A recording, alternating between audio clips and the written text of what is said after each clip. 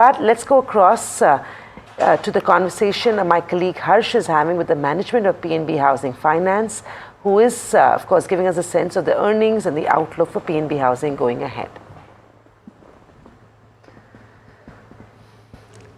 Hello and welcome. I'm Harsh Saita. You're watching NDTV Profit. With me is Mr. Girish Kausgi of PNB Housing to talk to us about, of course, the Q1 numbers as well as what's in store going forward. It's a very steady and strong set overall from PNB Housing. Growth continues to remain slightly soft, but nonetheless on the retail side into the teens in terms of the growth. Corporate still degrowing. So, sir, my first question on that: how does growth really shape up both in corporate and retail going forward? Do you expect stronger growth to come through where corporate is concerned, and how will that add to your overall growth? Good morning, Harsh. Thanks for having me here. So if you look at the growth, we have been focusing on retail since last little over 3 years. Now, if you look at retail growth, it is 14.4% YOY. So if you look at all the quarters in a year, generally Q1 is soft. Yes. For us, Q1 was very good. And this will continue in the balance quarters. Our focus is largely on retail. Corporate book is degrowing. Today, overall book is about 67,000 crores. Out of that, corporate is little over 1,800 crores. So we plan to start corporate this year. Corporate is going to be very, very small. It will always be less than 10% at its peak. So 90% is going to be on retail. Retail is growing at more than 14%. We will take that to 17% this year. Understood. And you've grown you've grown your branch presence. Talk to us about what geographies you're entering and what's different this time around with regard to the cycle itself. So if you look at a branch expansion in last 1.5 years, we've added 180 branches. So today we have 303 branches. Out of that, largely the expansion has been on the affordable and emerging, which is high yield business. So today we have 303 branches. If you look at last year, the entire business was done from 200 branches, because 100 branches we opened between December to March. Now this year we will have 100 plus another 3 branches which we opened in Q1, which will start contributing. So we have a great story on the growth on retail side. Corporate we're going to restart, and this would definitely help us, especially on the government PMAY, it to be announced, in the sense the nitty-gritties of the scheme will be announced in next 3 to 4 weeks time. I think that's the big story for us. Got it. And how much of your book comes from PMAY? Because PMAY has had a significant dent on the housing sector overall over the last maybe around a decade or so. What's the thought process and what's the kind of impact on your book is what I want to try and ascertain. See, if you look at last 2 terms, this was started in the year 2015. Yes. So in about 7 to 8 years time, the amount utilized was 1,65,000 crores. Now this time, the overall investment in housing is 10 lakh crore. Government allocation is 2.2 lakh crore for 5 years. So this time it is going to be massive. It's going to be very good. I think if you look at the intensity, because this time I think even the authorities, government wants to kind of market this, right? And therefore demand is going to be huge.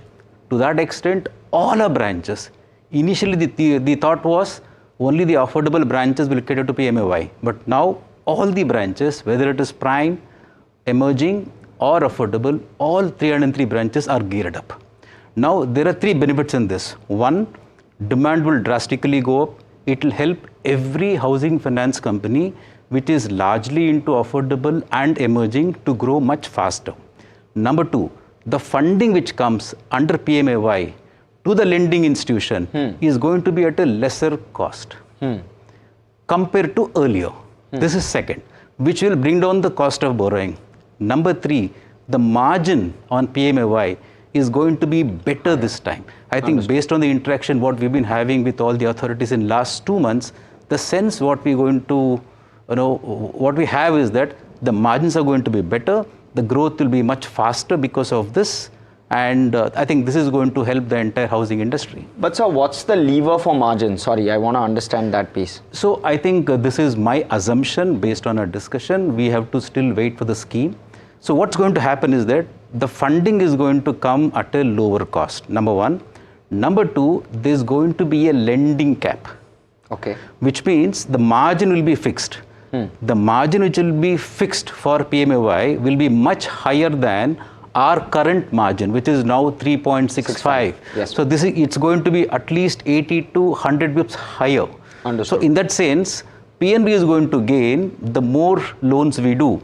If you look at till March 2022, we have done over 13,000 crores under this scheme. Okay. So I think from now till next 2-3 years, it's going to be humongous. Understood. Got it. Okay, I'll talk about asset quality now. We've had a very benign cycle when it comes to credit costs. We are currently at negative credit costs. What's the kind of expectation going forward? You're growing geographies. You're doing higher yielding loans, as you mentioned. Does that come with a higher level of risk, and what's the kind of risk you're assuming on that? I think risk in this business, blended credit cost for us ideally should be around 0.4. But I think for us we will take a lot of time. At least for this year and next year, the credit cost is going to be muted. Topping that, we have a large written-off pool. Yes. So we have very good recovery coming in since last 2 quarters. I think that trend will continue for next 4 to 5 quarters. So credit cost is going to be muted. It will be around 25 to 30 bips. Got it. And what's the recovery pipeline like? What's the quantum of recovery expected FY 25-26 over the next 2 years? So this year, overall on the retail side, we would be able to recover about 180 to 190 crores. Okay. From the written-off pool. The overall pool on retail is 500 crores. On the corporate, it is 1200 crores. We will recover that in next 3 years. Understood. So that's a large recovery chunk also which will come through. Understood. Okay, and with regard to, sir, the way in which your margins are evolving, you're currently at 3.65. We've seen good pressure coming in from cost of funds for most NBFCs, banks as well. Banks seeing a lot of deposit growth pressure, liquidity in the system stretched. What's your sense with regard to margins? Can you hold on to 3.65? So if you look at the last couple of quarters, we got a rating upgraded from AA to AA+. That helped us to bring down the cost. Cost has come down from 7.98 in Q4 of last year to 7.92. Incremental cost of borrowing is 7.75. For us, deposit is a good story. We have grown by 7%. Now the book is over 18,000 crores. Now talking about margins, our guidance is 3.5. So today it is 3.6. We'll be able to maintain around this level for next 2 to 3 quarters time. And then because of segment change, restart of corporate, and there is some leeway on getting the cost down because of renegotiation, because of the rating upgrade, and also PMAY. So after 2-3 quarters time, I think the NIMs will start inching up. Understood. Oh, okay, actually inching up. And, so my last question is with regard to investors. Of course, you have a clutch of investors within your fold, some of them also partially divesting. Do you expect, are there conversations with regard to more divestitures coming, or do you believe that they're here to stay now? See, we don't really engage on this. Okay. So if you look at the investors, I think some investors have stayed invested for a long time.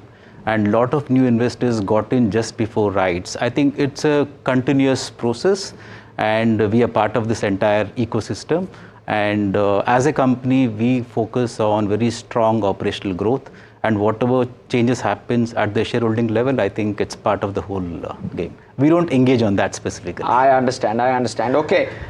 Thank you so much, Mr. Kauzgi. It's been a pleasure speaking with you. And thank you for coming in person and speaking with us and giving us all of those insights. With that, we'll wrap this one up. We'll slip into a short break.